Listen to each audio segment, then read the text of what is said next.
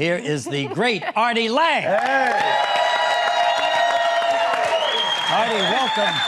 Welcome back to the show. It's good to see you, man. How you doing, Rage? Good to see you. Absolutely. Now, listen, as a big Yankee fan, how do we feel about Derek Jeter retiring after this season? Well, I mean, you know, it's time for him to go, I think. He's banged every broad in the country.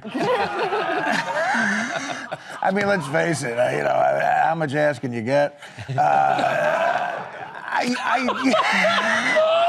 I mean, for a while, he would just go through the Victoria's Secret catalog and point to a chick and call her.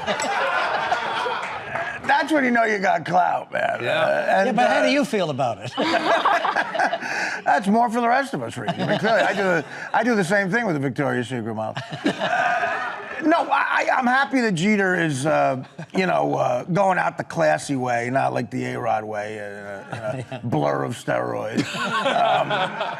But I think that I don't like this new politically correct thing where, you know, a great player goes on a tour. Yeah. You know what I mean? And everybody gives them gifts around. Yeah. Every team gives them gifts. It's like, where's the strange gift? Yeah. Well, here, where's the competitive nature?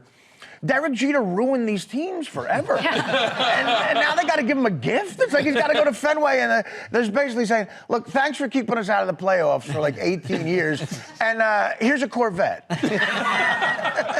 It really aggravates me. It's just, everybody's so nice nowadays. Like, say, no, I hate this guy. We're not giving you a gift. We want to throw a fastball at your head. You mentioned ARod. Last time we were here, you mentioned that you hate him. Clearly, you do. Now he's suspended for the next season. What do you think about the punishment? Well, it sucks now because I guess he was at a bunch of Oscar parties, so it looks like he's just going to go into acting. I thought he was going to disappear, and instead he's going to be like the villain in the next Hunger Games.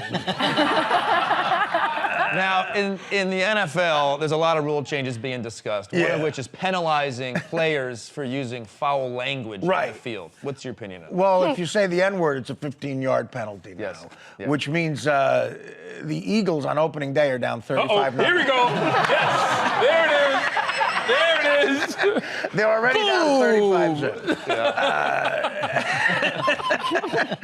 I don't know. Again, it's so nice and politically correct. You got referees blowing pink whistles, throwing pink flags because a man said something wrong. I mean, how about the old days? If you say the N-word, you get your ass kicked on the field. That's the penalty, right? I mean, and isn't it mostly black guys who say the N-word? Oh, God have mercy.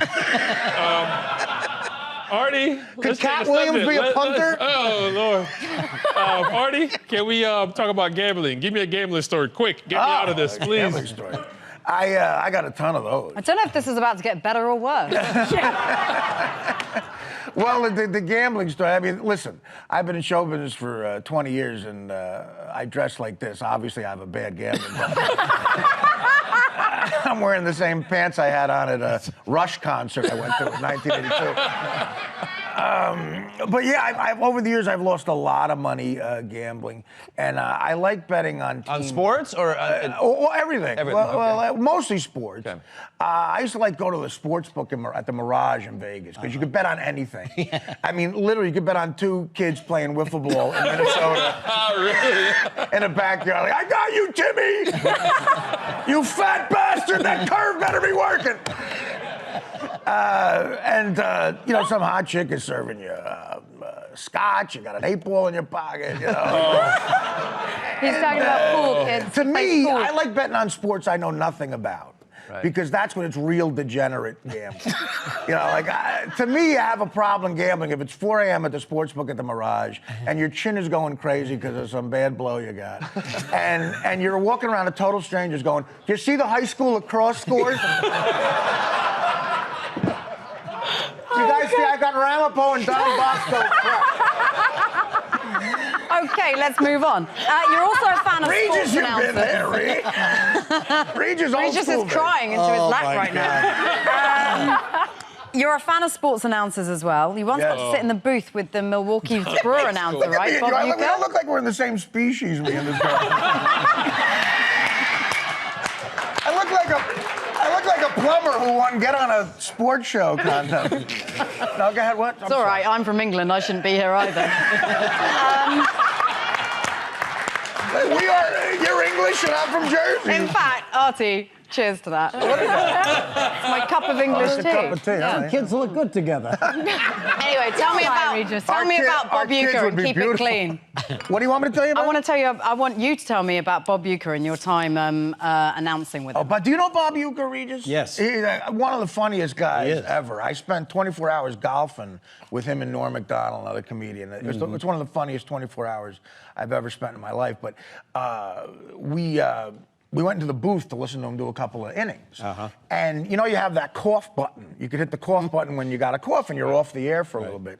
So watching Uecker do that, whenever he would see a hot chick in the stands, he would hit the cough button and talk about her, and then go right back in to announce the game. It was like watching a jazz musician. It was just unbelievable. And he would say stuff like from the 1940s, like an old guy from the game and stuff. And so he would, here's the 2-2 pitch to Sosa, ground ball to short. Look at the cans on that dish.